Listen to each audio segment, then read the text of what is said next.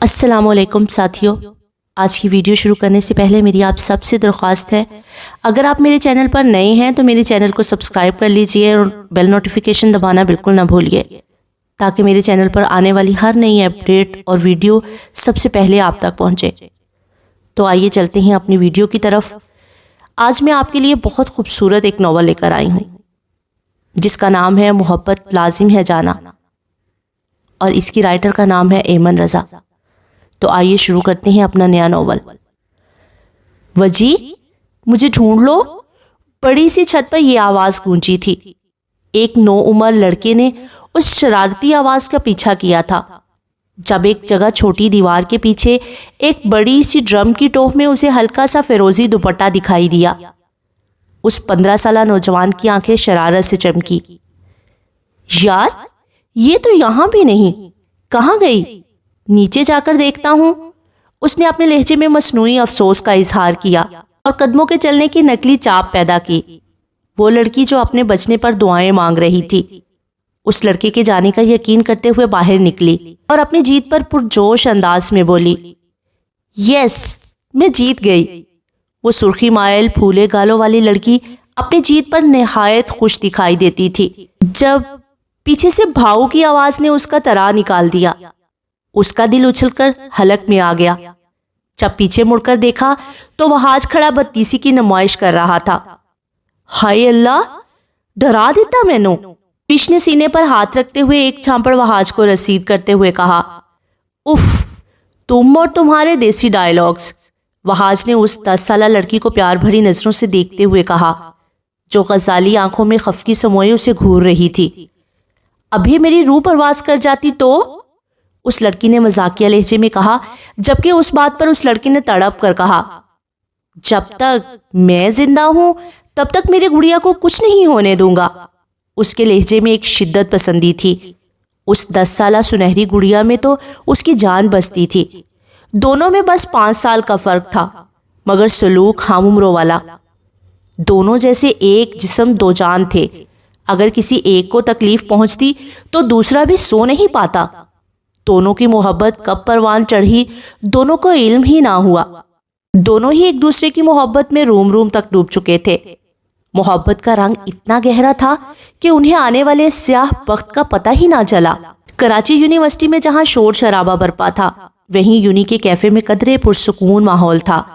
2-3 tables پر کچھ لوگ بیٹھے ہوئے تھے، جبکہ ایک کونے والی ٹیبل پر 22 سالہ نوجوان اپنی مخصوص کرسی پر بیٹھا تھا۔ اس کی نگاہیں داخلی دروازے پر تھیں، جبکہ ہاتھ کی انگلیاں فون پر پیانو بجا رہی تھیں جو اس کے کسی کے بے صبری سے انتظار میں ہونے کا پتہ دے رہی تھیں۔ کمان کی طرح کھینچی گئی آئی برو، روشن آنکھیں، اٹھی ناک اور آپس میں پیوست لب اس کی گوری رنگت پر بہت جچتے تھے۔ اس کو دیکھ کر کئی لڑکیاں آہیں بھرتی تھیں۔ اس کو دیکھنے کے لیے کئی کلاسز بنک کرتی تو کئی یونی ٹائمنگ سے پہلے آ جاتی، مگر اس کے لیے دیے اور اکھڑ انداز سب لڑکیوں کو اس سے دور رہنے پر مجبور کرتا۔ آخر کوئی کیوں نہ مرتا اس پر؟ وہ تھا بھی تو اتنا امیر کبیر، اکلوتا، شاہ انڈسٹریز کا اکلوتا وارث۔ لڑکیوں میں وہ لیڈیز کلر کے نام سے مشہور تھا۔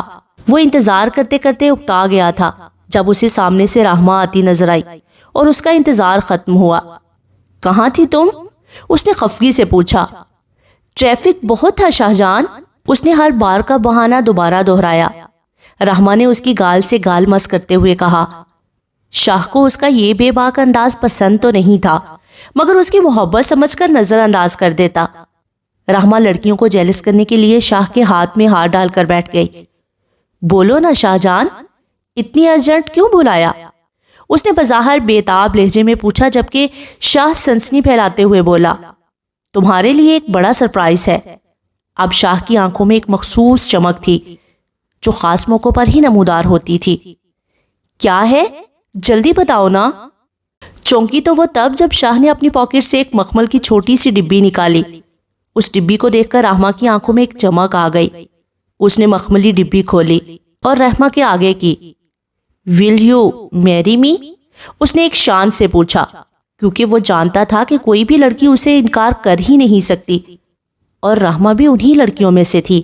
ہیرے کی چمک نے رحمہ کی آنکھیں خیرہ کر دی تھی۔ یس، اس نے فوری طور پر سر ہلایا۔ मुबादा कहीं वो हीरे की अंगूठी वापस ही ना रख ले। शाह के चेहरे पर फातिहाना मुस्कुराहट ने छिप दिखलाई। उसने डिब्बी में से रिंग निकाली और राहमा के कोमल हाथ में सजा दी। नाजुक सी हीरे की अंगूठी राहमा के हाथ को चार चांद लगा रही थी। कैसी लगी? शाह ने मोहब्बत से पूछा। अच्छी लगी, लेकिन मुझे यकीन है कि तुम मुझे मुंह दिखाई पर इससे भी महंगा तोहफा दोगे जो मेरे शायाने शान होगा। राहमा ने राउनियत से बालों को एक अदा से झटकते कहा। उसकी बात सुनकर शाह एक पल को ठिठका। राहमा ने शाह के चेहरे पर हैरान कुन तासुरात देखकर फौरन अंगूठी की तारीफ की। शाह जो उसकी बात सुनकर चौंका था, उसकी तारीफ करने पर वो ख्याल जहन से झटका। क्या राहमा भी उससे लालच की वजह से शादी कर रही है? दिमाग में ख्याल आया, लेकिन दिल ने फौरन उसकी नफी की। वो उस पल में खो गया, आने वाले लम्हों से अनजान। तुम यहाँ बैठो, मैं तुम्हारे लिए पानी लेकर आता हूँ। रेयान ने अपने 6 साला जुड़वा भाई अयान को कहा, जो देखने में हूबहू उस जैसा था, बस आंखों का रंग मुख्तलिफ था। रेयान की आंखें स्याह घूर थीं, जबकि अयान की आंखें भूरी थीं। गौर से देखने वाला ही बस उनमें फर्क कर सकता था। रेयान जितना ज़हीन था, अयान उतना ही हसास। रेयान हमेशा उसका बड़े भाइयों की तरह ख्याल रखता। दोनों में बहुत सी लड़ाइयाँ होती, लेकिन अगर एक दुखी होता तो दूसरा उसे खुश करने के लिए हर जतन करता। जितनी वो दोनों लड़ाइयाँ करते, उतनी ही एक दूसरे पर जान भी छिड़कते थे। जो वाज़े फ़र्क उन दोनों में नजर आता था, वो था अयान का डिसेबल होना। वो दाईं टांग से ठीक से चल नहीं सकता था। उसे चलने के लिए सहारे की जरूरत पड़ती थी, इसलिए वो लेग क्रचिस जो उसकी आधी टांगों से बंधी होती थी पहनता था। उसमें भी वो लड़खड़ाकर 1-2 कदम ही चल पाता। उसे फिर भी किसी के सहारे की जरूरत पड़ती थी, जो रेयान बखूबी बनता। अब भी रेयान उसे संगी बेंच पर बिठाकर पानी लेने गया तो कुछ बड़े लड़कों ने अयान को घेर लिया। आओ, फुटबॉल खेलोगे हमारे साथ? उनमें से एक 10 साल की उम्र का लड़का बोला। दूसरा फौरन बोला, ये तो लंगड़ा है, ये कैसे खेलेगा? उसकी बात पर सारे लड़के खिलखिला कर हंस दिए, जबकि अयान की आंखों में मोटे मोटे आंसू चमकने लगे। अरे ये तो रोंदू है, एक और लड़का बोला। अब के बाकायदा अयान हिचकियों से रो रहा था, जब उनमें से किसी एक लड़के ने उसे बेंच से नीचे धक्का दिया, जिससे उसके हाथ जख्मी हो गए। रेयान ने जब दूर से कुछ लड़कों को अयान को तंग करते देखा तो वो चीजें वहीं फेंक कर उसके पास दौड़ा चला आया और उसको उठाकर वापस बेंच पर बिठाया। किसने मेरे भाई को हाथ लगाया? उसने नन्ही नन्ही मुट्ठियां भेजकर कहा। मैंने लगाया, क्या कर लेगा? उनमें से 10 साला लड़का बोला और रेयान को धक्का दिया। इससे पहले कि वो गिरता, 2 मेहरबान हाथों ने उसे थाम लिया। उसने अपने मसीहा को देखा, जो 23 साला लड़की थी। How dare you! उस लड़की की सख्त आवाज पर सब उसकी तरफ पलटे। ये क्या बदतमीजी है? उस खूबरू लड़की ने कड़े तेवरों से पूछा। बच्चे उसके रोबो दबदबे से ही समझ गए थे कि वो एक टीचर है, इसलिए सब सर झुकाकर एक कतार में खड़े हो गए। क्या आप सब यहाँ ये सब सीखने आते हैं? क्या अपने जूनियर्स को ऐसे तंग करते हैं? जवाब दे मुझे।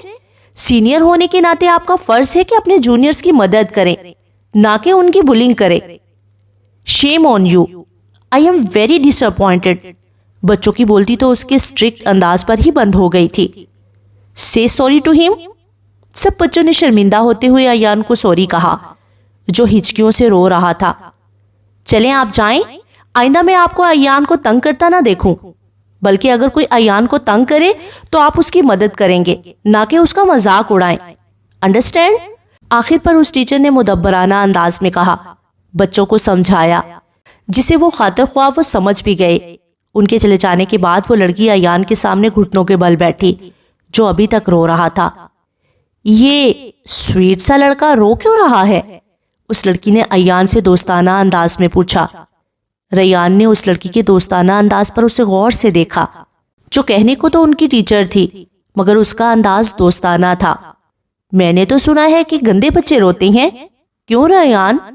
रेयान ने उसकी बात समझकर जल्दी से हाँ में सर हिलाया। इस क्यूट से बच्चे का नाम क्या है? अयान। उसने हिचकियों में रोते हुए अपना नाम बताया। तो अयान, आप क्या गंदे बच्चे हो जो रो रहे हो? उस लड़की ने मसनूई हैरानगी लिए पूछा। अयान ने झट में नाम में सर हिलाया और रोते हुए बोला, मैं तो नहीं रो रहा हूं, मैं तो مذاق میں رو رہا ہوں۔ ہچکیوں کے درمیان بولتے ہوئے وہ بہت کیوٹ لگ رہا تھا۔ اس لڑکی نے اس کے اتنے کیوٹ انداز پر اس کے دونوں گال چٹا چٹ چوم لیے۔ اس کے اس عمل پر ایان بلش کر گیا، جبکہ ریان منہ کھولے اسے دیکھنے لگا۔ میں تو اس کیوٹ بوائے سے دوستی کرنے آئی تھی، کیونکہ میرا یہاں کوئی بھی دوست نہیں ہے۔ کیا آپ دونوں میرے فرینڈ بنو گے؟ اس لڑکی نے اپنے لہجے کو اداس بنا کر منہ لٹکاتے ہوئے کہا، جس پر دونوں نے جھٹ سر ہاں میں ہلایا۔ رپنزل، ایان نے اس کے لمبے بالوں کو دیکھتے ہوئے کہا۔ اسے نئے لقب سے نوازا تھا اور لڑکی اس کے فدا فدا انداز پر کھلکھلا اٹھی۔ ایان تو بہت بریو ہے نا، تو آئندہ آپ نے کبھی بھی رونا نہیں ہے، اس لڑکی نے اسے ساتھ لگاتے سمجھایا۔ اگر مجھے پھر سے کسی نے تنگ کیا تو؟ اس نے معصومانہ انداز میں پوچھا۔ اس کے لہجے میں خوف ہلکورے لے رہا تھا، جسے دیکھ کر اس لڑکی کو بہت دکھ پہنچا۔ تو پھر ہم مل کر انہیں ڈشم ڈشم کر دیں گے۔ اس کے انداز پر تینوں کھلکھلا کر ہنس پڑے، اور یہاں سے تینوں کی دوستی کا آغاز ہوا تھا، اور وہ تینوں ہی نہیں جانتے تھے کہ یہ دوستی انہیں کہاں لے جانے والی تھی۔ داؤد مینشن کے باہر ایک ہونڈا سیوک آ کر رکی، جس میں سے 30 سالہ نوجوان آنکھوں پر گلاسز لگائے نکلا اور مضبوط قدم رکھتے ہوئے مینشن کے اندرونی جانے بڑھا۔ اس کی چال میں ایک مضبوطی تھی، وہ ایک ساحر کی سی شخصیت رکھتا تھا، ایک روب و دبدبا تھا اس کی چال میں۔ اس کے ایک ہاتھ میں یقیناً لیپ ٹاپ بیگ تھا۔ جو ہی اس نے مینشن کے اندر قدم رکھا، اس کی نگاہ سامنے بلیک جارجٹ کی ساڑی میں تیار کھڑی اپنی بیوی پر گئی، جو کہیں جانے کے لیے تیار کھڑی تھی۔ وہ بے انتہا حسین اور مغربی نقوش کی حامل تقریباً 28 سالہ لڑکی تھی۔ اس نے اس عمر میں بھی اپنے آپ کو کافی مینٹین کیا ہوا تھا۔ گہری کالی آنکھیں، ستوا ناک، سرخ و سفید رنگت اور ان پر جچتے مناسب ہونٹ، اس کا سراپا اسی کی طرح حسین تھا۔ ویلکم میری جان، اس نے بناوٹی لہجے میں کہا۔ کافی عرصہ اس کے ساتھ گزار کے اب تو اسے اپنی بیوی کے بناوٹی لہجے کی عادت ہو گئی تھی۔ گڈ آفٹرنون، بچے آ گئے اسکول سے؟ داؤد نے اپنے بچوں کے بارے میں پوچھا۔ وہ تو کب کے آ گئے، کھانا کھا کر آرام کر رہے ہیں۔ تمہارا دن کیسا گزرا؟ بس گزر گیا، تم سناؤ، کہیں جانے کی تیاری ہے؟ اس نے اپنی بیوی کی نقص سے کی ہوئی تیاری کو گہری نظروں سے جانچتے کہا۔ ہاں، ایک ضروری کام سے جا رہی ہوں۔ اب یہ نہ پوچھنا کہ کہاں جا رہی ہوں، مجھے روک ٹوک پسند نہیں ہے، یہ تمہیں اچھی طرح پتا ہے۔ داؤد اس سے یہ نہ پوچھ سکا کہ اتنا تیار ہو کر وہ کون سے کام پر جا رہی ہے۔ داؤد نے ایک ناپسندیدہ نگاہ اس کے اوپر سے نیچے تک ڈالی۔ ہیو اے گڈ ڈے کہہ کر وہ ٹک ٹک کرتے ہوئے یہ جا وہ جا۔ داؤد نے ہنکارا بھرا اور اپنے کمرے کی جانب چل دیا۔ وہ تھکی ہاری دوپہر کو 4 بجے گھر لوٹی تھی۔ بس بدل کے آنے تک اس کی ہمت جواب دے گئی تھی، جب اس کے تھکے ہارے قدموں کو بھابھی کی تیز آواز نے بریک لگائی۔ لو، آ گئی مہارانی سیر سپاٹے کر کے۔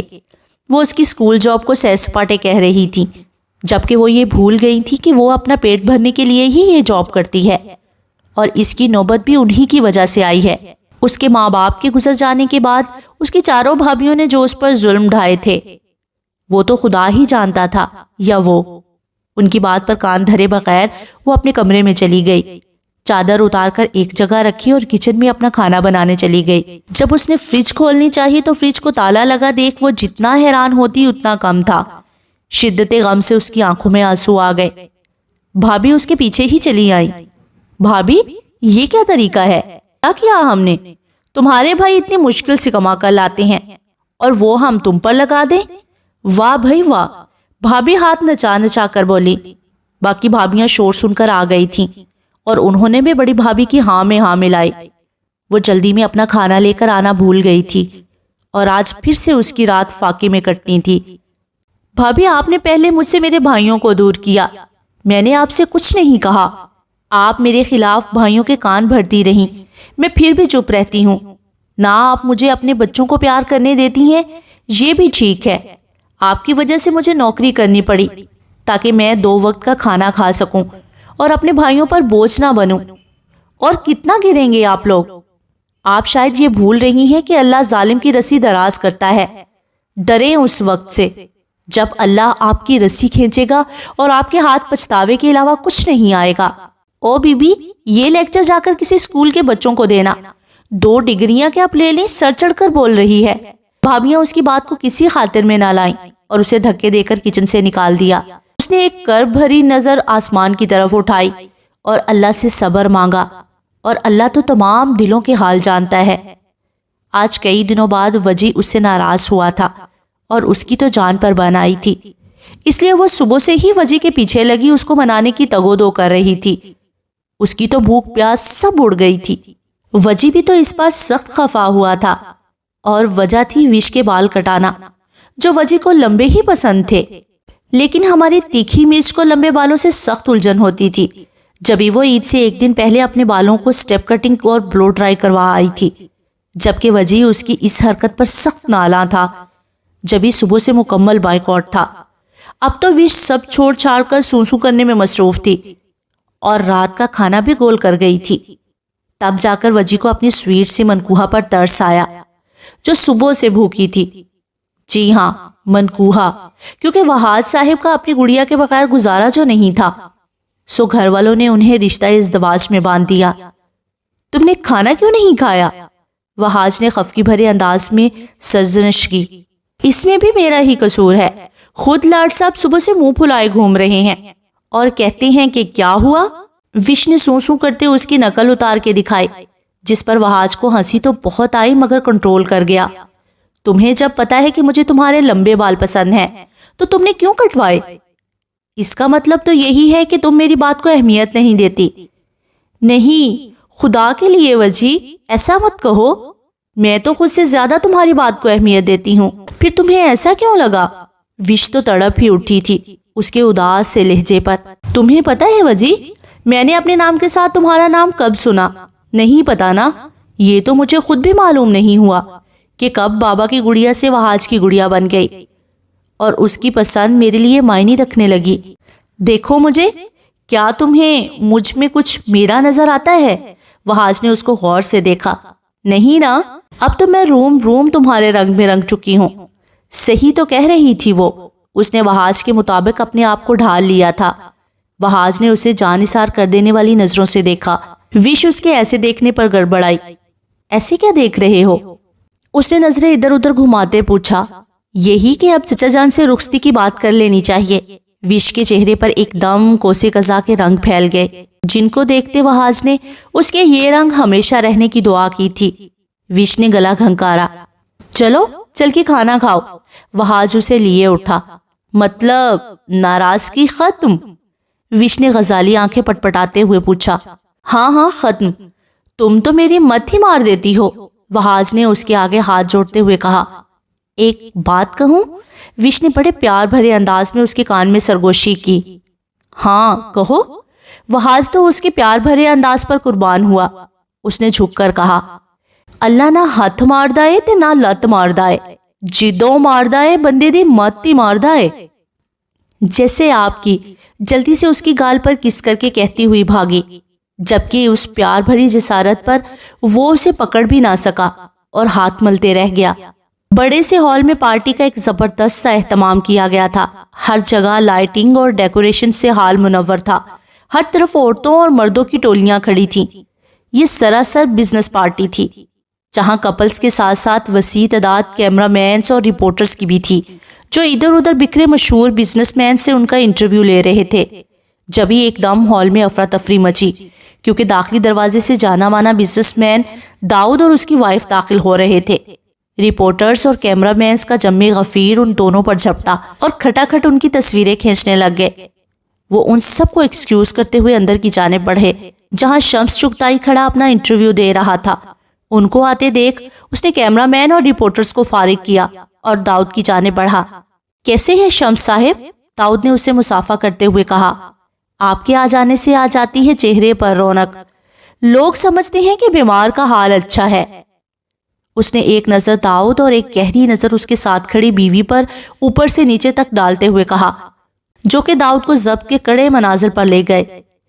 کیسا لگا آپ کو پہلا ایوارڈ ہار کر؟ شمس چغتائی نے تنزیہ لہجے میں داؤد سے پوچھا۔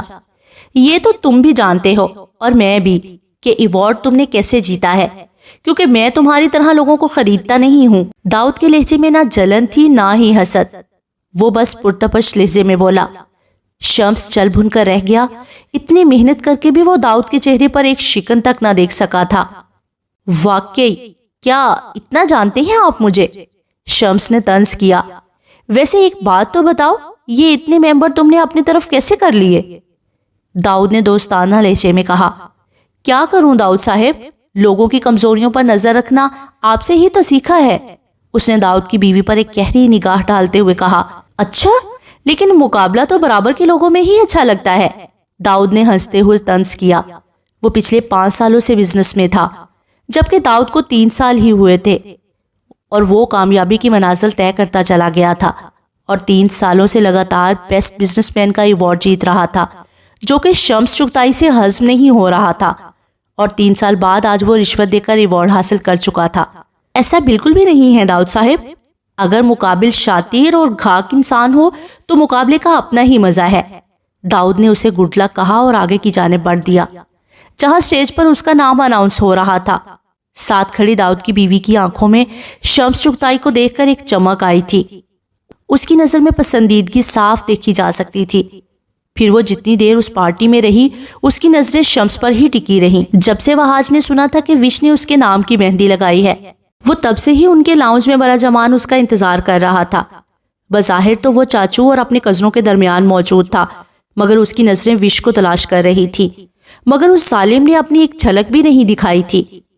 اس کی بےتاب نظریں ادھر ادھر اسے تلاش کرتی، مگر ناکام لوٹ آتی۔ آخر چاچو کو اس پر رحم آ ہی گیا اور بولے، برخوردار، وش اوپر ہے، شاید تم اس سے ملنے کے لیے آئے ہو، مگر ہم تمہیں مل گئے۔ چاچو نے شرارت سے اس کی ٹانگ کھینچتے ہوئے کہا، جبکہ سب کے چہروں پر دبی دبی ہنسی نظر آنے لگی۔ وہ جلدی سے اٹھا اور شرمندہ سے سر کھجایا، پھر اوپر کی جانب دوڑ کھڑا ہوا۔ اوپر چڑھتے ہوئے اس نے ایک پلر کے پیچھے سنہری آنچل دیکھ لیا تھا۔ اس کی رفتار میں تیزی آئی، جبکہ اس کی رفتار میں تیزی دیکھ اوپر کا پورشن چھن چھن کی آواز سے گونج اٹھا۔ یقیناً وہ وش کی پائل کی آواز تھی۔ کبھی وہ ایک پلر سے دوسرے پلر تک جاتا، لیکن وہ اس کے پیچھے سے فرار ہو کر نکل جاتی۔ وش، میں آخری دفعہ کہہ رہا ہوں، باہر نکل آؤ ورنہ تمہیں سزا ملے گی، اس نے مصنوعی غصہ ہوتے ہوئے کہا۔ کبھی نہیں، اس کی شرارتی آواز گونجی۔ اچھا جی، تو ایسی بات ہے، اس نے منہ پر ہاتھ پھیرتے ہوئے کہا۔ وہ ایک پلر تک گیا۔ جب وش اس کے پیچھے سے پھرتی سے گزرنے لگی، اس نے فوراً بنا مڑے اس کا ہاتھ پکڑ کر کھینچا اور پلر کے ساتھ لگایا، اور اس کے دائیں بائیں بازو رکھ کر اس کے جانے کی راہیں مسترد کر دی۔ اب بتائیں میڈم، کہاں جانے کی تیاری ہے؟ مجھ سے چھپ رہی تھی؟ وہاج نے آئی برو اچکاتے ہوئے پوچھا، جس کے جواب میں اس نے برا سا منہ بنایا۔ اسے اپنے پکڑے جانے کا افسوس تھا۔ اب مجھ سے چھپنے کی سزا تو ملے گی، وہاج نے وش کو گہری نظروں سے دیکھتے ہوئے کہا۔ اس کے اس طرح دیکھنے پر وہ سٹپٹائی اور ادھر ادھر دیکھنے لگی۔ وہاج وش کے نزدیک ہوا۔ اتنی قربت پر وش کا چہرہ سرخ ہو گیا، ماتھے پر پسینہ چمکنے لگا اور ہتھیلیاں نم ہو گئیں۔ اس نے کہاں دیکھی تھی وہاج کی اتنی قربت؟ وش کی تو حالت ہی پتلی ہو گئی۔ وہاج، اس نے ڈرتے ڈرتے اس کا نام لیا اور اپنے سوکھے ہونٹوں کو زبان سے تر کیا۔ وش کی اس حرکت پر وہاج کی نظریں وش کے گلاب جیسے لبوں پر ٹک گئی، جس سے وش کی جان پر بان آئی۔ وش نے فٹافٹ اپنے ہونٹ بھینچ لیے۔ اس کی اس معصوم حرکت پر وہاج اپنی مسکراہٹ ضبط کر کے رہ گیا۔ وہ اس کی اور قریب ہوا اور اس کے ماتھے پر لب رکھ کر اسے معتبر کیا۔ وش نے شرما کر پلکوں کی چلمن گرائی۔ اس کی آنکھوں کی نزاکت دیکھ کر اس نے باری باری ان دونوں پر بھی لب رکھے اور کہا، قیامت خیز ہے آنکھیں تمہاری، تم آخر خواب کس کے دیکھتے ہو؟ اس نے پشتو زبان میں اس کی آنکھوں کی تعریف کی۔ وہاج نے اس کے رخسار دیکھے جو شرم و حیا سے تپ اٹھے تھے، اور ان کو باری باری چوما۔ سو دیکھ کر تیرے رخسار و لب یقین آیا کہ پھول کھلتے ہیں گلزار کے علاوہ بھی۔ وش کی حالت تو ایسے تھی کہ کاٹو تو بدن میں لہو نہیں۔ وہ کھڑی بھی وہاج کے سہارے تھی، اگر وہ چھوڑتا تو یقیناً گر جاتی۔ اس کا چہرہ لہو چھلکانے کو ہوا تھا۔ اب وہاج کی نظر اس کے سرخ ہونٹوں پر تھی۔ اب اس کا ضبط جواب دے گیا تھا اور اس نے نرمی سے اس کے لبوں کی نرماہٹ کو سمیٹا۔ وش نے اس کے کالر جکڑ لیے۔ کچھ دیر بعد جب وہاج نے اس کی جان بخشی کی تو وہ گہرے گہرے سانس بھرنے لگی۔ وہاج نے اس کے مہندی بھرے دونوں ہاتھ پکڑے اور اپنے نام کی مہندی پر لب رکھے اور ان کو اپنے سینے پر رکھا۔ تم دنیا کا انمول تحفہ ہو میرے لیے۔ اگر کوئی مجھ سے پوچھے کہ زندگی کیا ہے تو بلا توقف کہوں گا وش، میرے دل کی دھڑکن۔ وش کا دل کیا کہ وقت یہیں تھم جائے، جہاں اس کے اور وحاش کے علاوہ کوئی نہ ہو، مگر وقت تھوڑی نہ کسی کے لیے رکا ہے جو اس کے لیے رکتا۔ ریان اور ایان اپنے بابا کے ساتھ بیٹھ کر ناشتہ کر رہے تھے جب ان کے باپ کو ان کی غیر معمولی خاموشی محسوس ہوئی۔ کیا بات ہے، میرے ٹائیگرز آج بہت خاموش ہیں، اس نے اپنا لہجہ بشاش بناتے ہوئے پوچھا۔ ریان نے ایک نظر ایان، جو کچھ زیادہ ہی افسردہ نظر آ رہا تھا، اس پر نظر ڈالی، پھر اپنے باپ کو دیکھا۔ ڈیڈ آج مدرز ڈے ہے، ریان اداس سا بولا۔ اس بات پر کچھ دیر کے لیے خاموشی چھا گئی۔ ماحول میں بس چھری اور کانٹوں کی ٹک ٹک کی آوازیں آنے لگیں جب اس کے باپ نے خاموشی کو توڑا اور کہا، آج ہم لوگ فن لینڈ جائیں گے۔ اس نے اپنے بچوں کو خوش کرنے کے لیے کہا۔ ڈیڈ، ہماری ماما کیوں نہیں ہے؟ ایان نے روتے ہوئے دریافت کیا۔ اس کا معصوم سا چہرہ رونے کی وجہ سے سرخ ہو گیا تھا۔ اس کی بات پر اس کے باپ نے ضبط سے لب بھینچے۔ بچوں، میں آپ کو کتنی دفعہ سمجھاؤں، آپ کی کوئی ماما نہیں، جو تھیں وہ آپ کو چھوڑ کر چلی گئیں، اور آج کے بعد میں اس بارے میں کوئی بات نہیں سننا چاہتا۔ اس نے تھوڑے سخت لہجے میں کہا اور ناشتہ چھوڑ کر اٹھ گیا۔ اس نے اپنے دونوں بچوں کا ماتھا چوما اور لیپ ٹاپ بیگ اٹھا کر چلا گیا۔ میں نے تمہیں کہا تھا نا کہ ڈیڈ سے اس بارے میں بات نہ کیا کرو، ڈیڈ پریشان ہو جاتے ہیں، ریان نے ایان کو ڈپٹتے ہوئے کہا۔ وہ سوسو کرتا دوبارہ اپنے ناشتے میں مگن ہو گیا۔ آج وہ اسمبلی سے کچھ دیر پہلے ہی آ گئی تھی کیونکہ بس ٹائم پر مل گئی تھی۔ وہ سٹاف روم میں بیٹھی بچوں کے پیپر چیک کر رہی تھی جب اس کی نظر سٹاف روم میں بنی کھڑکی سے باہر پڑی۔ وہ اسکول کا عقبی حصہ تھا جو کافی سنسان اور بڑے بڑے گھنے درختوں سے گھرا ہوا تھا۔ ایسے میں اس نے ایان کو یہاں بیٹھے دیکھا تو اسے تعجب نے گھیر لیا۔ وہ پیپر وہیں چھوڑتے ہوئے باہر کی جانب لپکی جہاں ایان گھٹنوں میں سر دیے بیٹھا تھا۔ ایان، اس نے ایان کے پاس جا کر اسے پیار بھری آواز میں پکارا۔ جب اس نے سر اٹھایا تو وہ دیکھ کر حیران رہ گئی کہ ایان کا منہ آنسوؤں سے بھرا ہوا تھا اور چہرہ سرخ ہوا پڑا تھا اور آنکھیں ظلم کی داستان بیان کر رہی تھیں۔ کیا ہوا میری جان؟ وہ تڑپ کے آگے بڑھی اور اس کا منہ ہاتھوں کے پیالے میں لے کر چوم لیا۔ کیا ہوا؟ کسی نے کچھ کہا ہے یا مارا ہے؟ مجھے بتاؤ، میں جا کر ابھی اس سے پوچھتی ہوں، اس نے غصہ ہوتے ہوئے پوچھا۔ ایان نے روتے ہوئے نفی میں سر ہلایا۔ تو پھر کیا ہوا جانو؟ ایسے کیوں رو رہا ہے میرا بچہ؟ اس نے ایان کو ساتھ لگاتے ہوئے کہا۔ آج مدرز ڈے ہے، اس نے ہچکیوں کے درمیان بیان کیا۔ تو اس لڑکی نے کچھ نہ سمجھنے والے انداز سے دیکھا۔ میری ماما، اس نے ہچکیوں میں روتے ہوئے کہا، اور اس لڑکی کو لمحہ نہ لگا سمجھنے میں کہ معاملہ کیا ہے۔ اس نے کس کے ایان کو گلے سے لگا لیا۔ اسے اپنا اور ایان کا دکھ سانجا لگا جو ماں کے لیے تڑپ رہا تھا۔ اس نے پیار سے ایان کو سمجھایا۔ ایان، پتہ ہے جب اللہ تعالیٰ کسی کو پسند کرتا ہے تو وہ کیا کرتا ہے؟ ایان نے معصومیت سے نفی میں سر ہلایا۔